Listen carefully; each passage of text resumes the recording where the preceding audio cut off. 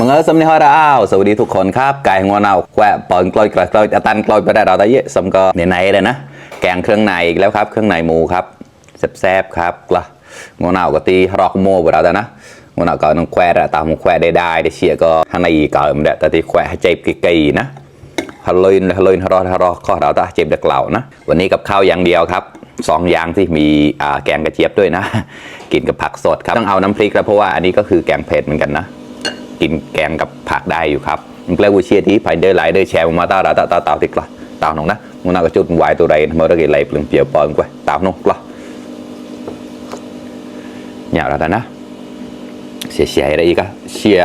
อีกก็ตายมันจอดที่ชื่อหนึ่งคอมเมนต์เนี่ยนะแบบเปิงปล่อยดูนเราบำแควะกรอบนะใช่กันที่ปล่อยไม่โดนเสียงเลยตามองปล่อยได้แต่ปล่อยดินเราเนี่ยนะจุดหลดซัมอวอลสำหรับมอสตาจะฮอดนะเนี่ยอวอลเลยไปเนี่ยดินเราเองครับสมุนไพรเต็มเลยครับสมุนไพรแน่นๆเลยครับกว่าแล้วก็มาครับเพื่อน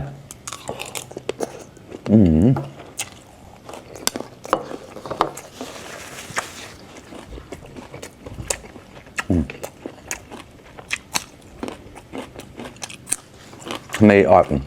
บัดไหนเมื่อแล้วกระเป๋าไม่ได้ยังไม่นานนี้ก็อะไรโมเสียปอนริมเหมือนแรง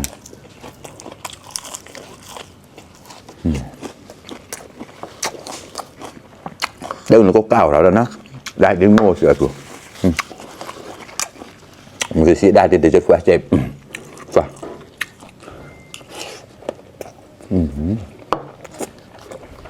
ขอ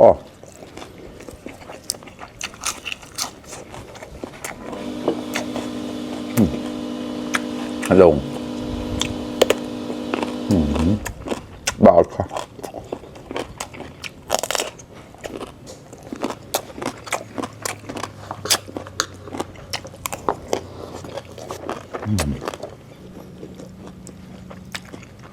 mình có ship ơn gồm chợ là đấy là mọc tụt khám tôครับมา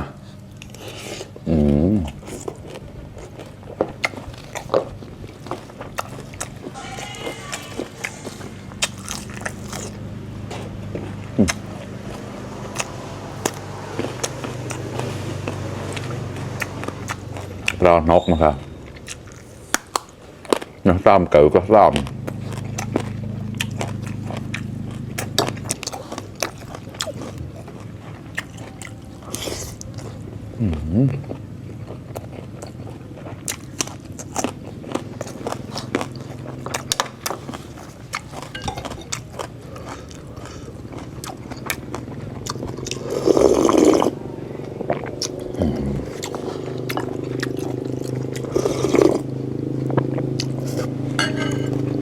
ขอแล้วนะโซเชียลนักว่าเจ็บอันเลิศเจ้ากันนะ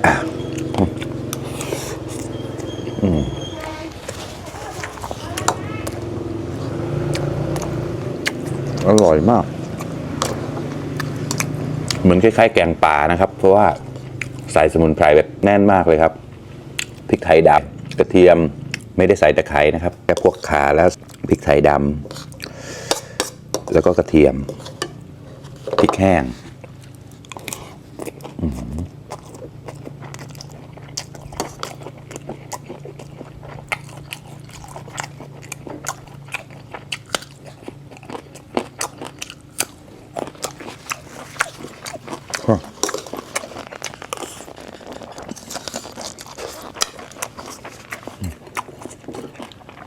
เล็กแฝงก็คือเล็กแฝงเนี่ย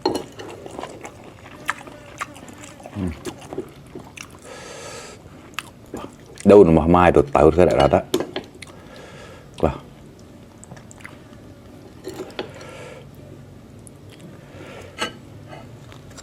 một ngànเต็มจานเลยครับมาครับ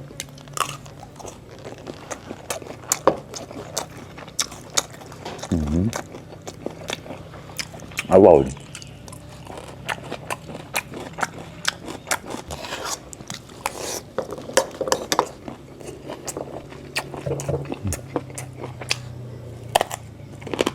ไม่บอด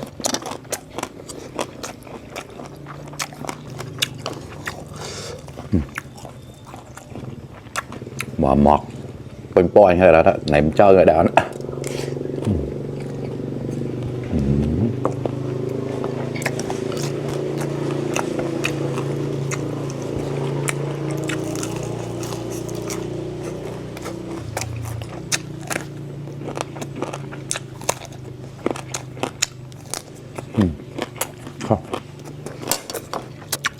อันนี้จะเป็นไส้ตันนะครับ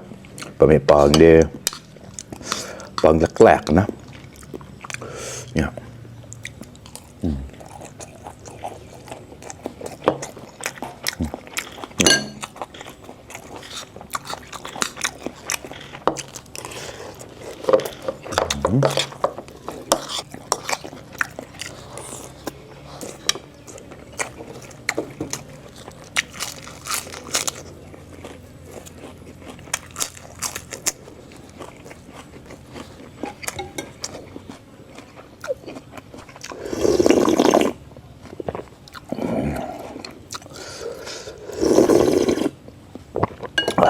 ขอครับ